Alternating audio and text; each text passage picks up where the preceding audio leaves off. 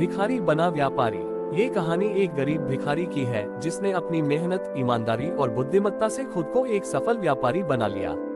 ये कहानी दर्शाती है कि कोई भी व्यक्ति अगर ठान ले तो वह अपनी परिस्थितियों को बदल सकता है। रामलाल एक छोटे से गांव में जन्मा था, लेकिन बचपन में ही उसके माता पिता का निधन हो गया। अनाथ होने के कारण उसे खाने के लिए भी संघर्ष करना पड़ता था। गांव में कोई सहारा न होने के कारण वह शहर चला गया। शहर में उसने रेलवे स्टेशन, मंदिरों और सड़कों पर भीख मांगकर अपना पेट भरना शुरू किया। कई बार उसे भूखा भी सोना पड़ता था, लेकिन वह अपने आसपास की दुनिया को बड़े ध्यान से देखता था। कैसे लोग व्यापार करते हैं, कैसे वे पैसे कमाते हैं। वह हर छोटी बड़ी चीजों को समझने की कोशिश करता था। एक दिन एक अमीर व्यापारी ने उसे मंदिर के बाहर भीख मांगते देखा। व्यापारी ने उससे पूछा, तुम हर दिन यहाँ भीख मांगते हो, लेकिन कभी कुछ करने की कोशिश क्यों नहीं करते? रामलाल ने जवाब दिया, मेरे पास न तो पैसे हैं और न ही कोई काम देने वाला। व्यापारी ने मुस्कुराकर कहा, अगर मैं तुम्हें काम दूं तो क्या तुम मेहनत करोगे? रामलाल ने तुरंत हामी भर दी। व्यापारी ने उसे अपने गोदाम में काम पर रख लिया, जहां उसे सामान लादना उतारना पड़ता था। यह उसका पहला रोजगार था। शुरुआती दिनों में उसे बहुत मुश्किलें हुई, लेकिन उसने कभी हार नहीं मानी।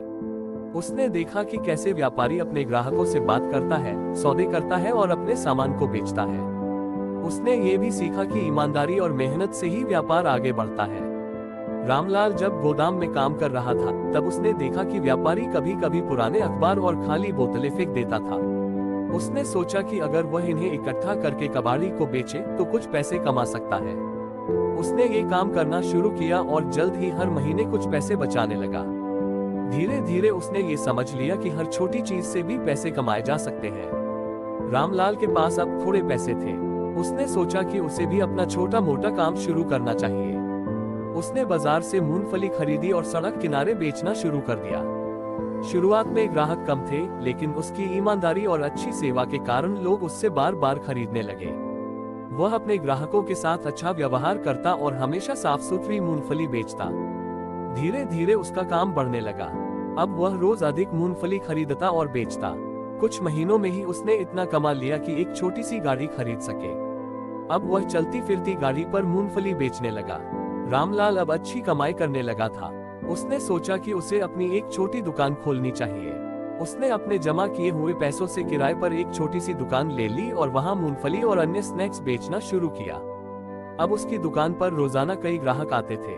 वह अच्छी क्वालिटी का सामान बेचता था, जिससे उसकी दुकान तेजी से मशहूर हो गई।